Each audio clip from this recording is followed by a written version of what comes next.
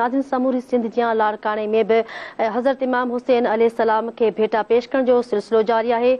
लाड़काने का धरती TV news जो ब्यूरो चीफ मुनवर असा सलाई ते मौजूद है। जी मुनवर, आगाह कजो, लाड़काने में मरकजी मातमी जुलूस हिन वक्त किथे पहुतल है? जी, जो मुहर्रमुल हराम आहे ऐं मरकज़ी मातमी जुलूस जेके आहिनि जाड़ल शाह इमाम बारगाह, खिची इमाम बारगाह ऐं जाफरी इमाम बारगाह जा जेके मरकज़ी मातमी जुलूस आहिनि उहे पंहिंजी मंज़िल जे तरफ़ रवां दवा आहिनि। अॼु शाम धारे पाकिस्तानी चौक वटि जेके मरकज़ी मातमी जुलूस आहिनि उहे नहर थींदा ऐं उन खां पोइ शाम गरीबा थींदी।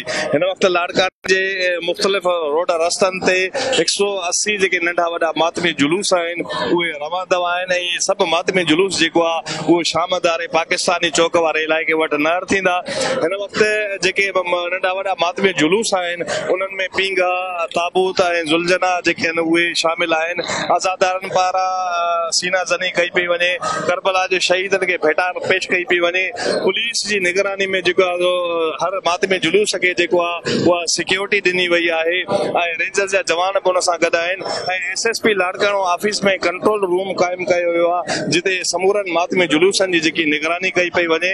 सख़्त सिक्योरिटी सां गॾु मातमी जुलूसनि खे जेको आहे पंहिंजी मंज़िल जे तरफ़ रवां दवा कयो वियो आहे ऐं हिन वक़्तु हर तरफ़ लाड़काणे जे रोड रस्तनि ते जेके मातमी जुलूस आहिनि उहे रवां दवा आहिनि ऐं हर तरफ़ या हुसैन जूं जेके सदाऊं आहिनि उहे बुलंद आहिनि।